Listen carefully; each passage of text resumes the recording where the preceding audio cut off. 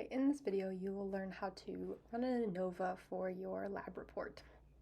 So in Moodle you'll see a link to an ANOVA website where you can conduct the statistical test. I have some example data here for 3 groups looking at GPA. So this is different than what you'll use, but it works for the example.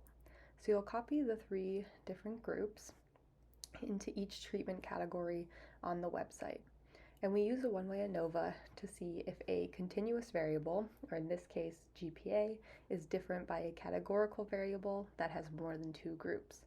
So we have 3 groups here with GPA, and we copy all 3 groups of data into the website, and then we will run the test using a significance level of 0.05, and then calculate.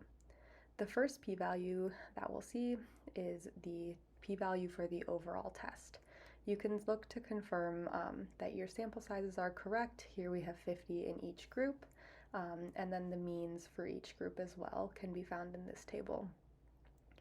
Down a little further, you'll see the p-value for the overall test, which is less than 0.05, so we know that there is a significant difference here.